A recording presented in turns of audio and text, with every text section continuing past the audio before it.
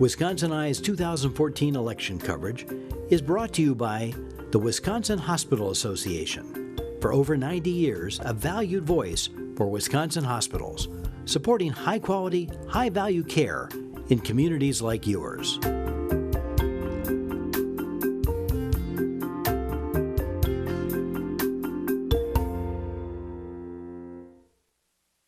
Wisconsin Eye is at the Milwaukee Public Library, interviewing candidates in the 2014 elections. We're interviewing Sara Johann. She's a Democratic candidate in Assembly District number 10. Sara, welcome to Wisconsin Eye. Thanks for having me. Just a note, Wisconsin Eye appreciates the support of the Wisconsin Hospital Association, which represents more than 139 hospitals and health systems, for making these candidate interviews possible. Sara, let's start with a short bio and why you're... I am because we need to move Wisconsin forward once again. I've been disgusted by the direction that it's been going the last few years under the Walker regime. I've been a very active Democrat the last 40 years since high school, and when Walker took over and we started seeing union rights fall by the wayside and other important issues turning backward in the state, I got involved in the recalls, and then I got involved in helping Peter Barca run the assembly campaigns 2 years ago. And this year I'm running myself again. And I have a strong background in politics. My degree is from UW Milwaukee, political science, been a lawyer 30 years, have the equivalent of an international law background from Rome, Italy as well. And politics has always been my passion, so I'm back at it.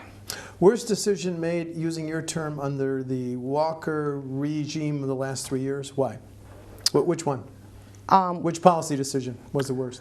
I think the worst was the Act 10 and the taking away the workers' rights. Okay. So I'm very strong on workers' rights and union rights. The right to unionize and collectively bargain. It's an international human civil right, and people have to be able to bargain with employers or there's no strength for the workers at all. Okay. If you're elected, would that be your top priority to overturn the Act 10 decision, Sara? Not my top priority, but certainly a priority. As part of my agenda, the top priority is fighting poverty. My district has a lot of poor people, but there are also a lot of poor people all across Wisconsin. And we need to set an agenda where every able-bodied person who wants to work is able to work.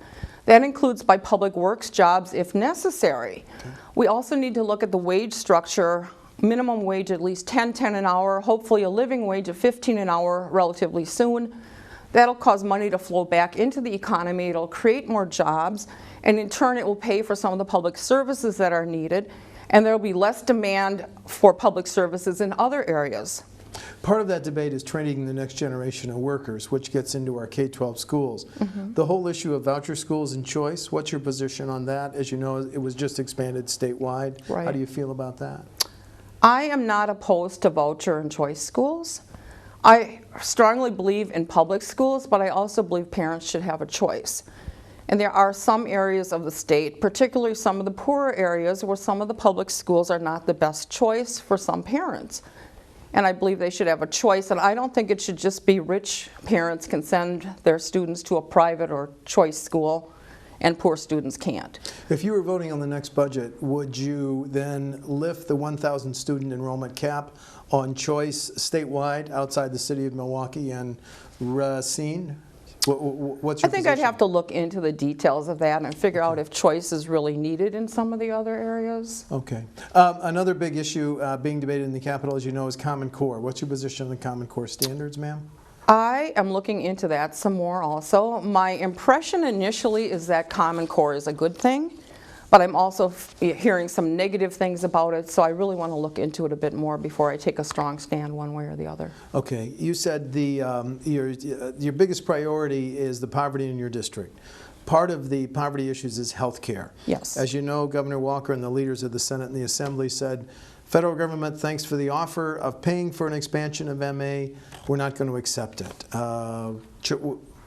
What about that choice? Wise or unwise? Very unwise choice. I actually read the court case involved when I was in Rome, Italy, studying international law. And it seems to me that we should have accepted the federal Medicaid funds. I believe it was going something like maybe a third above the poverty level. that was going to be included in the Medicaid funds. And otherwise, we're just losing federal money. And more importantly, our people are not getting the health care they need. And when they don't have health and dental care and can't take care of themselves and their families, then they lose jobs, they lose income, and it has a downward spiral across the whole economy. And it costs money to take care of their health anyway, so I really think it should be covered. Transportation projects, the Zoo Freeway, Hone Bridge, very important to the Milwaukee area, yet there's a projected $650 million deficit in the next 2-year budget for the Department of Transportation. Should we delay some of these major projects, raise taxes, or how would you make up that shortfall? I don't think we should be delaying major needed projects. And I think the shortfall can be made up for in a couple ways by putting more people back to work at higher wages so that more taxes are being paid into the system. Also looking at the tax structure itself. And to me, there's a whole question of whether we're actually taxing at the right levels with some of the people, because if you've got some very wealthy people that are paying hardly anything into the system, that's got to change. Would you like to raise the taxes on those with the highest incomes then? Yeah, I think so. That's Okay. what I would be looking at. Okay. And also, a major part of my platform is not taxing at the Wisconsin level people that have incomes of $25,000 a year or less. Okay, there So should that be- the poor people are no longer taxed, so that they can spend their money on necessities of life. Okay, anyone in Wisconsin with an AGI of under 25K would pay no state income taxes? Yes. Okay. Because it's so timely, I'm asking all legislative candidates your reaction to Judge Crabb's ruling on same-sex marriage. I think the ruling is the correct one. I believe in equality, and I'm very much against discrimination of any sort. Okay. And I think, you know, I have some family members that are actually gay and lesbian, and they've had long-term commitments to their partners. They're not in this state, but I think, you know, across the nation, they should be able to marry just like anybody else. Okay. 2 questions on criminal justice issues. The first is this. 2 candidates for Attorney General say first offense drunken driving should be a crime. Do you have a position on that? I've given it some thought, and I think it probably should be, because it's so dangerous and there are so many accidents. And whether there's an accident or not isn't going to depend on whether the person has a first offense drunk driving or a 10th offense drunk driving or whatever. Okay. It's dangerous no matter what. Then the second, I'm asking this of all City of Milwaukee candidates. What are your thoughts on why Wisconsin has the highest incarceration rate of African Americans in the nation? We could talk about this for an hour, but we just sure could. Just your initial thoughts. My impression is very heavy discriminatory policies going on within police departments and district attorneys' offices. That's the only explanation I can come up with. So I really think that there are more blacks being arrested, especially for certain lower level crimes, more blacks being prosecuted, and more blacks and minorities being jailed and put in prison. And I think it's a conscious decision on the part of some of these government officials, and we've got to turn it around. It's been a long-term problem, and part of it also stems from the poverty in the minority communities, the lack of jobs, the fact that people get desperate and they turn to crime as the only way to survive. Okay. I want to go back to something you said early. You would create a public works program for this? Okay. Would that be statewide or just in our urban areas, or where? I think it should be statewide.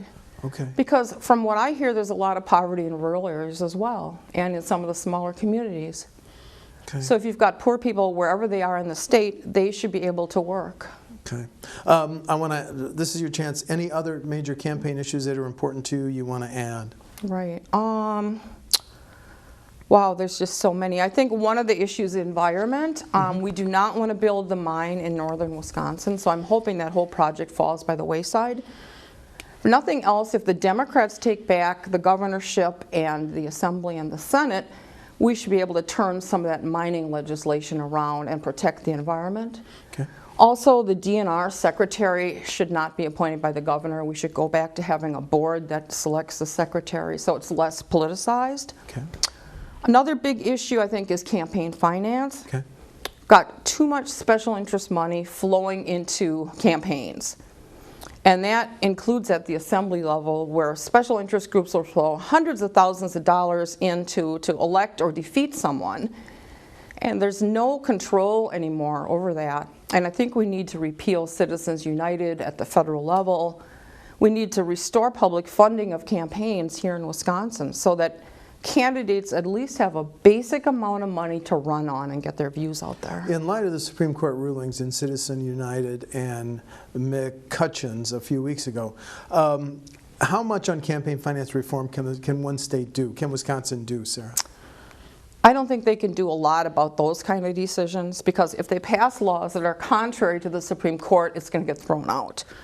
But I think we can restore public funding to at least even the playing field a little bit. Do you want to go back to that checkoff system that you and I remember? Yes, you do. absolutely. Okay. If no other issues, let me give you a chance, if you want to highlight the differences between you and your opponents in the primary. I think the biggest thing is I feel I'm the most qualified candidate. I've got the long-term involvement in politics here in Wisconsin, many campaigns that I was involved in, the educational background. I've worked for the legislature. I was the committee clerk for the Assembly Judiciary Committee. I know how the system works. I'm prepared to govern. I'm prepared to draft laws and have laws drafted and legislate and turn this situation around. And I really feel I'm the most qualified person to do that. I'm also an author of many law books, fiction novels. I do photography, I do art, so I'm a very creative person. And I think that's important, is to be creative in looking for solutions here in the state. Very good. Sara, Johann is a Democrat running in the 10th Assembly District. The primary is August 12th. Sara, thanks for talking to Wisconsin Eye. Thanks for having me. You bet. Thank you.